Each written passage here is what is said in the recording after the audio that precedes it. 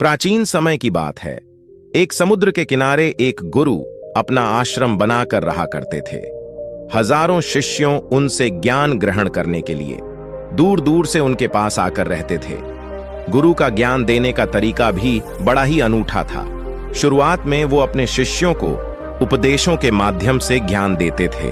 उसके बाद वो अपने शिष्यों को उस ज्ञान का अनुसरण करने के लिए कहते थे। उस ज्ञान को अपने व्यवहारिक जीवन में उतारने को कहते थे।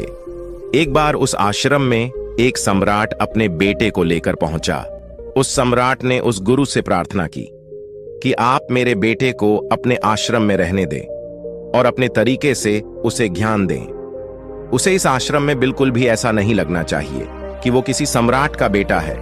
उसे बिल्कुल साधारण शिष्यों की तरह ही ज्ञान देने की कृपा करें।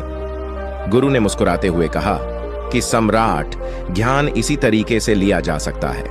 अगर तुम अपने आप को दूसरों से बड़ा समझोगे तो तुम ज्ञान ग्रहण नहीं कर पाओगे।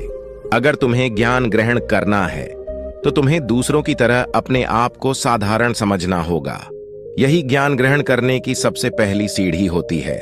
तुम निश्चिंत रहो, आज से तुम्हारे बेटे की जिम्मेदारी मेरे कंधों पर रही।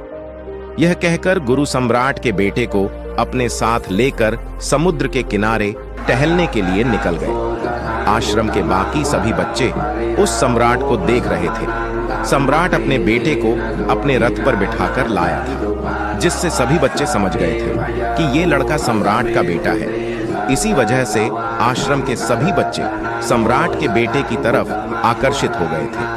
जब गुरु सम्राट के बेटे को लेकर समुद्र किनारे पर टहल रहे थे तो सम्राट का बेटा अचानक फूट फूट कर रोने लगा, क्योंकि अभी वो सिर्फ 12 वर्ष का था और 12 वर्ष की आयु में उसके पिता उसे अपने से दूर छोड़कर चले गए थे।